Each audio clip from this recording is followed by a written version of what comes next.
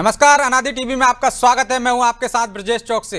आज ऑपरेशन सिंदूर में हम चर्चा करेंगे उन 5 बड़े आतंकवादियों को लेकर जिन्हें भारतीय सेना ने ढेर कर दिया है और मोदी सरकार के आतंकवाद पर लिए बड़े फैसले पर। जी हां, भारत पर कोई भी आतंकी हमला होता है तो इसे अब एक्ट ऑफ वार यानी युद्ध माना जाएगा। हमले का जवाब भी वैसे ही दिया जाएगा। दरअसल ऑपरेशन सिंदूर ने पाकिस्तान को सीधी चोट पहुंचाई है, इसलिए पाकिस्तान बिलबिला रहा है। 7 मई को भारतीय सेना ने जो जवाब दिया उसमें 100 से ज़्यादा आतंकवादियों के साथ 5 बड़े आतंकी मारे गए। इनमें 2 बड़े नाम हैं, कंधार हाईजैक का मास्टरमाइंड मोहम्मद यूसुफ और मुंबई हमलों में शामिल अबू जुंदाल। इसलिए इन आतंकियों के जनाजे में पाकिस्तान की आर्मी और वहाँ की सरकार के बड़े अफसर भी मौजूद थे। यानी पाकिस्तान ने सिर्फ इन्हें पालता है बल्कि खुलेआम इन्हें हीरो भी बनाता है। अब ऑपरेशन सिंदूर के जरिए आतंकवादियों और पाकिस्तान पर इस सीधी चोट पर चर्चा शुरू करें, लेकिन उससे पहले देखिए ये रिपोर्ट।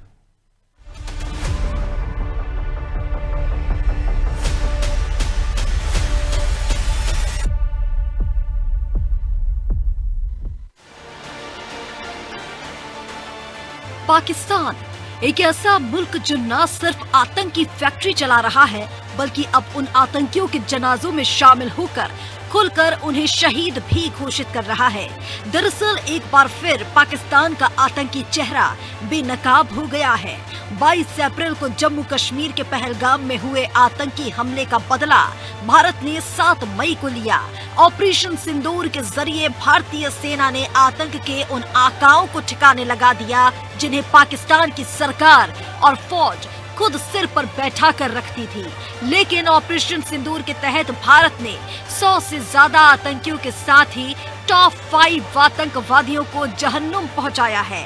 इसीलिए पाकिस्तान बौखलाया हुआ है, जिसका मुंह तोड़ जवाब भारत की सेना दे रही है।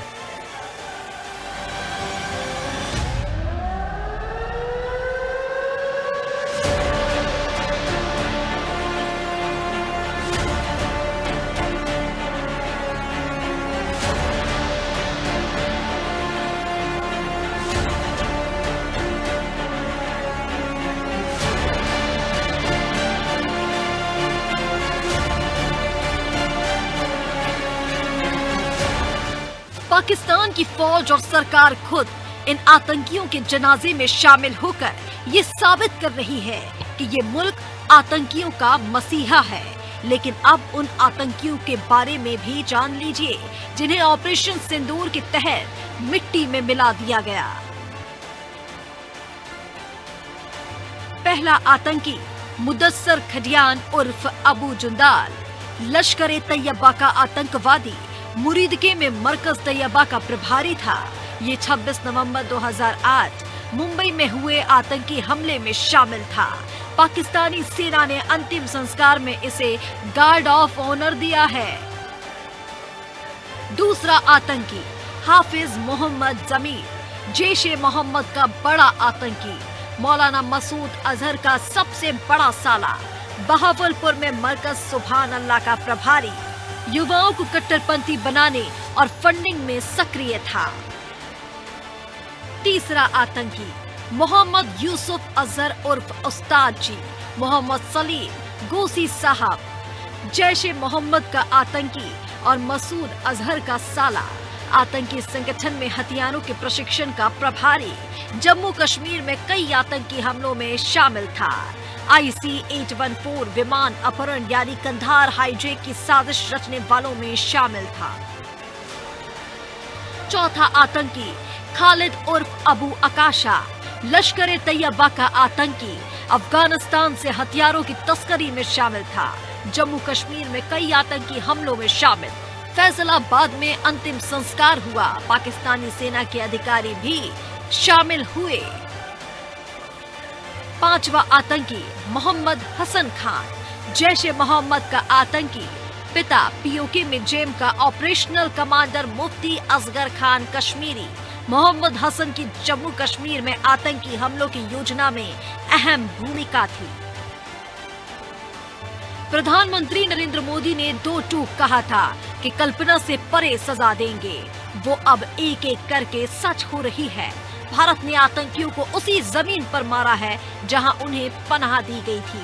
पाकिस्तान की बौखलाहट अब पूरी दुनिया के सामने है और ये लिस्ट इस बात की गवाही है कि पाकिस्तान न सिर्फ आतंक को पालता है बल्कि उनका इस्तेमाल दूसरे देश में आतंकवाद फैलाने के लिए भी करता है। ब्यूरो रिपोर्ट, अनादि टीवी।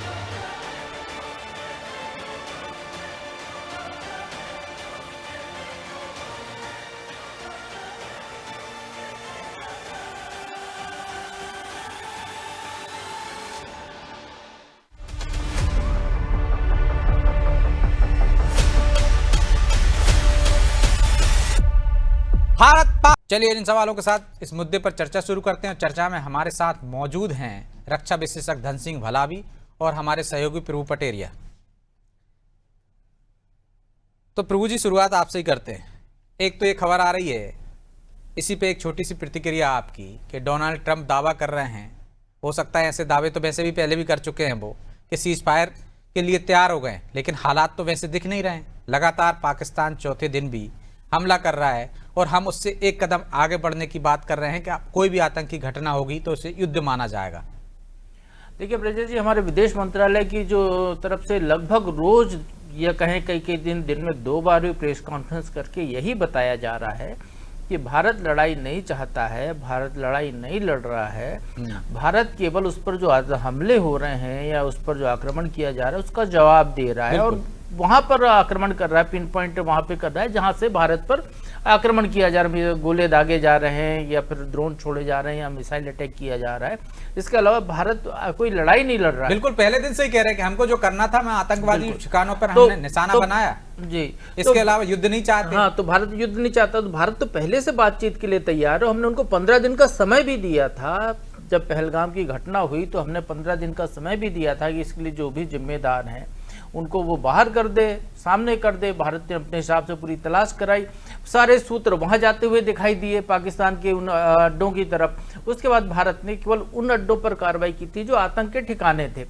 आतंक के ठिकाने यदि वहां नहीं होते तो भारत वहां पर हमला ही नहीं करता। उन ठिकानों पर किसी भी आम नागरिक को पाकिस्तान के कोई चोट नहीं पहुंचाई। और बड़ी बात ब्रजेश जी, 3 दिन से लगातार लगभग युद्ध जैसी स्थिति है।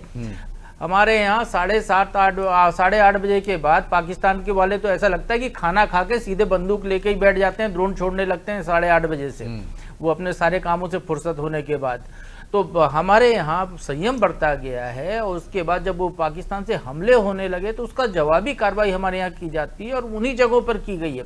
हमने कोई इस्लामाबाद शहर नहीं उजाड़ दिया, हमने कोई वहाँ पे कोई मासूम निरीह नागरिकों को नहीं मारा, हमने किसी मस्जिद पर जानबूझकर जो है वहाँ पर कोई गोला बारूद नहीं चलाया, वहाँ पर छोटे बच्चों को नहीं मारा। ड्रोन हमारे रहवासी क्षेत्रों में आए, बिल्कुल यहाँ आ रहे हैं। तो हम तो पहले दिन से ही सीज फायर कर रहे हैं, हम तो तैयार बैठे हैं। लेकिन हम ये भी कह रहे हैं कि हम कोई डरपोक किस्म के लोग नहीं हैं। हम ये भी कह रहे हैं कि यदि आप ऐसी हरकतें करते हैं तो भारत माकूल जवाब देगा।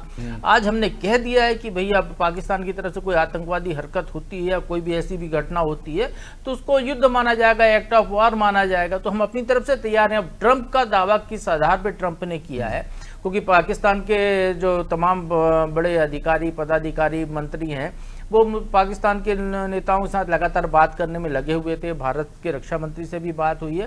तो हम तो हमेशा से तैयार, यदि वो तैयार है तो हम तैयार हैं, हमें कोई दिक्कत नहीं है। वो हरकत पटकेगा तो फिर जवाब उसको देना हमारा लाजमी है। आपके घर में सांप घुस आएगा, आप क्या करेंगे? उसको दूध पिलाएंगे, उसको मारेंगे, उसकी जड़ को खोजेंगे कि कहाँ से आ रहा है, उस बिल को खत्म करेंगे। तो बिल्कुल वही काम भारत कर रहा है। तो भारत तो अपना काम कर रहा है, लेकिन आज उसने एक और बात कही है कि जब आतंकी घटना होगी धन सिंह जी तो उसे एक्ट ऑफ वार माना जाएगा, युद्ध माना जाएगा। इसका क्या संदेश देना चाहता है भारत? कि आखिरी चेतावनी देना चाहता है पाकिस्तान को क्या बहुत हुआ, अब एक भी घटना हुई तो इसको हम युद्ध की तरह लेंगे? और जो हमने दिखाया है अपने पैकेज में कि 5 आतंकवादी जो कोर ग्रुप के थे, जो सरगना कह सकते हैं हमको, जो जिसमें कंधार हाईजैक वाला है, मुंबई हमले वाला है, मुंबई ब्लास्ट वाला है, इनको मार गिराया है। इससे आतंकवादियों की एक तरह से जड़ को खत्म करने की कोशिश की गई। कितना फर्क डाल पाएंगे भलावी जी? हाँ जी, सबसे पहले तो ये है कि अभी मैं आपके एडिटर साहब की बात से बिल्कुल सहमत हूं कि हम लोगों ने जो है जानबूझकर उनके देश के ऊपर अटैक नहीं किया। हम उन जगहों पर अटैक किए, हमारी सेना ने जहां पर आतंकवादी गतिविधियां जो है चल रही थी, जहां पर कैंप बने हुए थे, जहां इनके बेस कैंप हैं, उन पर हम लोगों ने जो है अटैक किया है। और अगर वो अपनी जमीन को इस प्रकार की गतिविधियों में शामिल करते हैं तो हम अंदर घुस करके मारने के जो है कुवत पहले भी रखे हैं और आज भी रख रहे हैं। और अगर वो आर पार की लड़ाई भी करते हैं तो हम आर पार की लड़ाई के लिए तैयार हैं। और मैं एक सेना में रहने के चलते जो है इस बात को पूरी गर्व के साथ कह सकता हूं कि हमारे पास में वो काबिलियत है, क्योंकि मैं 99 वार में भी जो है शामिल था। 99 वार हमने लड़ाई लड़ा और उसको जीता है। और आज पाकिस्तान की स्थिति ये नहीं है कि वो हमारे साथ में जो है युद्ध करे, क्योंकि वो आर्थिक स्थिति से जूझ रहा है। लेकिन उन्होंने हमारे ऊपर जो कायराना हमला किया है बहरन में, पहलगांव में, जो हमारे 28 लोगों को उन्होंने मारा है और जात धर्म के नाम पे मारा है, ये एक उनकी जो है बहुत ही गलत और मतलब खराब सोच है, जिससे उनको जो है उकसाने वाली बात है कि हमारी जो आर्थिक स्थिति है देश की और हमारी सेना की जो छवि है उसको कहीं ना कहीं ये दाग लगाने की तरफ जो है इशारा किया। लेकिन हम पाकिस्तान को और ये जो है इस प्रकार की गतिविधियां करने वाले किसी भी देश को ये खुली मतलब चेतावनी देते हैं कि जहां पर भी अगर इस प्रकार की गतिविधियां चलेंगी हम घर में घुस के मारेंगे। हाँ, दूसरी चीज है कि हम वहां की जनता को बिल्कुल भी जो है परेशान नहीं किए हैं, ना उनके किसी रहवासी इलाके में जो है कोई हमने डिस्ट्रॉय किया है या वहां पर कोई ड्रोन हमला किया है या मिसाइल हमला किया है। लेकिन अगर गतिविधियां बढ़ती रहेंगी तो कह सकते हैं कि पाकिस्तान से जिस तरह से कायराना हरकत की जा रही, उसी कारण तो कहा गया है आज कि अब हमको इसको युद्ध मानेंगे। तो इसका क्या संदेश है? आखिरी चेतावनी, बस बहुत हुआ, बंद कर दीजिए।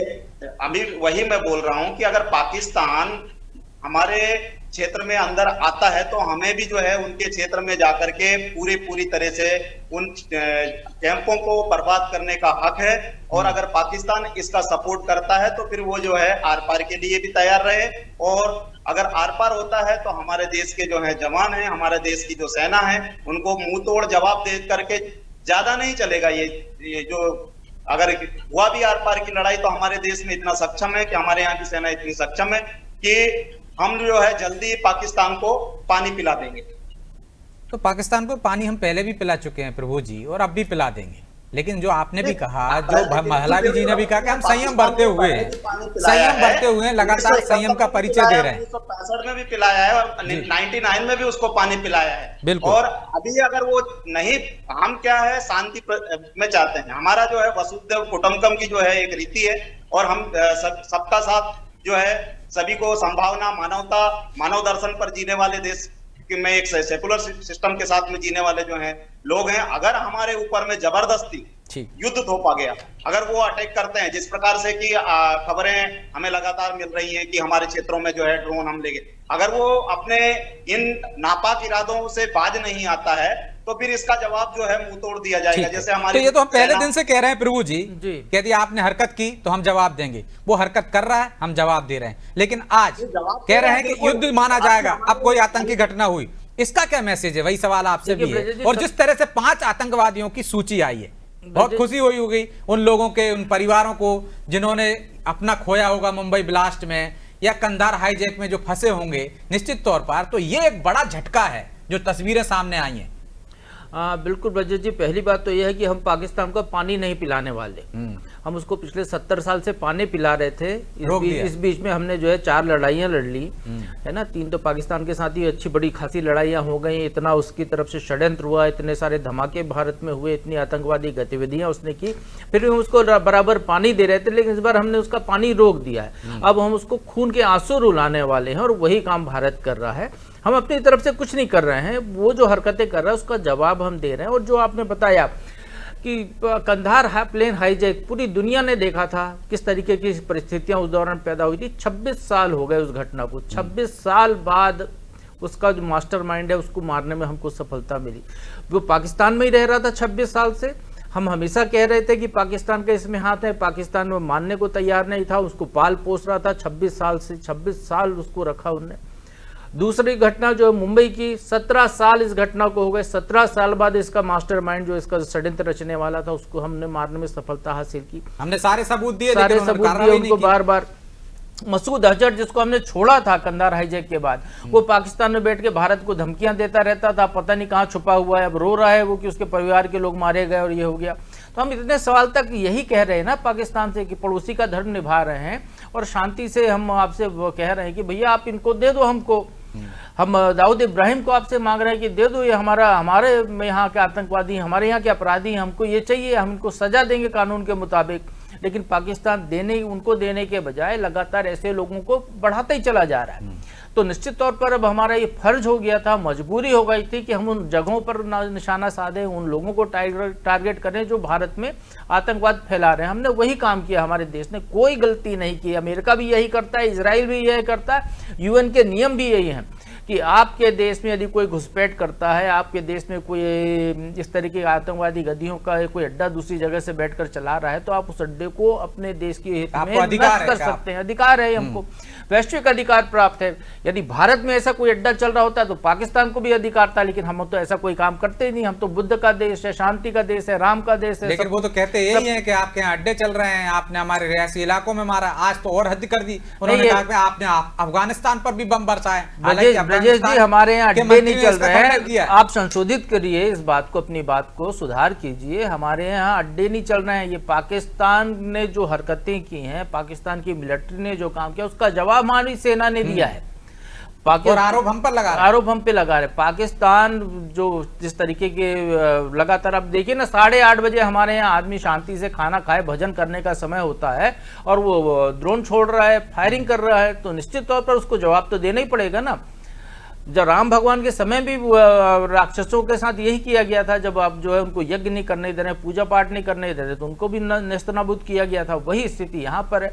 अब ये पाकिस्तान अपनी हरकतों से बाज नहीं आएगा तो हो सकता है कि उस देश का नामो निशान ही अब न बचे पाकिस्तान का, क्योंकि बलूचिस्तान में तो वालों ने तो वैसे ही डिक्लेयर कर रखा है कि 75% पे उन्होंने कब्जा कर लिया है। गिलगित बाल्टिस्तान अलग चल रहा है, जो है पीओके वाले जो है वो लोग वैसे ही पाकिस्तान से खिलाफ हैं। तो पाकिस्तान में बचा क्या? केवल और केवल मिलिट्री बची, सेना बची, वो भी पंजाब और सिंध वाले इलाके के ज़्यादा लोग हैं उसमें। कितने दिन तक वो इस तरीके की लड़ाई लड़ पाएगा? वो आंतरिक गृह युद्ध में घिर जाएगा। उसको इसी लड़ाई के लिए आप ये देखिए, 4 दिन की लड़ाई के लिए उसको IMF के सामने भीख मांगने जाना पड़ गया। तो ऐसा देश कैसे लड़ सकता है जो दुनिया के सामने कटोरा लेके खड़ा है कि लड़ाई लड़ने के लिए हमको पैसा दीजिए? हम नहीं कह रहे कि लड़ाई लड़िए, हम तो कह रहे हैं अभी भी आइए, शांति से बात कीजिए, हमारे जो अपराधी हैं उनको हमको सौंप दीजिए और प्रेम से रहिए। हम भारत उनको पानी भी देगा, अनाज भी देगा। अभी तो हमारे कृषि मंत्री शिवराज सिंह चौहान ने कहा कि भारत में जो इतना अनाज का भरपूर उत्पादन हुआ है, दाल से लेकर हर चीज भरी रखी है। पाकिस्तान में भुखमरी आटा नहीं है तो वो भी हम दे देंगे आपको फ्री में। लेकिन आप आइए तो शांति से टेबल पे बात कीजिए, ऐसी हरकतें ना कीजिए। अब सब कुछ हुआ, भारत ने कहा कि हमने जो है केवल उन आतंकवादी 21 ठिकाने बताए थे, 9 पर हमने अटैक किया। उसके बाद पाकिस्तान की सेना आ गई। अब आज सुबह से सेना फॉरवर्ड ब्लॉक, अभी तक वो रात में ड्रोन छोड़ रहा था, मिसाइल छोड़ रहा था, अब वो दिन में हरकत करने लगा है। वो दिल्ली को टारगेट करके मिसाइल छोड़ने की हिमाकत कर रहा है, तो स्वाभाविक तौर पर उसको जवाब तो मिलना चाहिए ना। वो जवाब उसको मिल रहा है। अब चाहे ट्रंप आए, चाहे कोई सा भी आ जाए मीडिएटर बन के, यदि पाकिस्तान ऐसी हरकतें करेगा तो ही भारत जवाब देगा। पाकिस्तान शांत रहेगा तो भारत की तरफ से एक कंकड़ भी नहीं जाएगा, कोई ड्रोन या मिसाइल की तो बात छोड़ दीजिए। तो भलावी जी, आज जो संकेत सुनने में आ रहे हैं, जो दिए जा रहे हैं भारत सरकार की द्वारा कि अब युद्ध माना जाएगा, तो इसका असर पड़ेगा, डरेगा और सीज फायर के लिए तैयार होगा? क्योंकि अभी तक जो मंत्रियों के बयान आ रहे थे, जिस तरह से पाकिस्तानी मंत्रियों के बयान आ रहे थे, पाकिस्तानी सेना के बयान आ रहे थे, अब उसमें कुछ बदलाव आ रहा है। और अभी एक बड़ी खबर आई है, मैं आपकी प्रतिक्रिया लूंगा, उसी पे संबंधित खबर आई है। पाकिस्तान के विदेश मंत्री का पोस्ट है, सामने आया है, भारत पाक सीज फायर को तैयार होगा, ऐसा डार कह रहे हैं। पाक के प्रधानमंत्री ने भी किया ऐसा ही ऐलान। तो जो दिन में कहा था कि अब युद्ध माना जाएगा, डर गया पाकिस्तान, क्या ऐसे संकेत मिल रहे हैं? बिल्कुल बिल्कुल, मैं आपकी बात से सहमत हूं, क्योंकि पाकिस्तान जो है, आज मैंने आपको पहले भी बोला था अभी कि युद्ध की स्थिति में बिल्कुल नहीं है, क्योंकि पश्तून इलाका उसके हाथ में नहीं है, बलूचिस्तान उसके हाथ में नहीं है। और अभी जैसे एडिटर साहब ने बोला, पटेरिया साहब ने, कि सिर्फ सिंध का इलाका और अपना पंजाब का इलाका उनके पास में थोड़ा बचा है, और वो भी वहां पर जो है भुखमरी और कई प्रकार से जूझ रहा है अंदर ही अंदर। ये सिर्फ गीदड़ बपकी देना जानता है, और लेकिन ये सामने नहीं आएगा, क्योंकि हर बार इसको पता है कि मार इसी ने खाना है। लेकिन हमने, जैसे एक बालक होता है, उसको बार बार जो है समझाते, इसको अभी 65 में समझाया, 71 में समझाया, 99 में समझाया।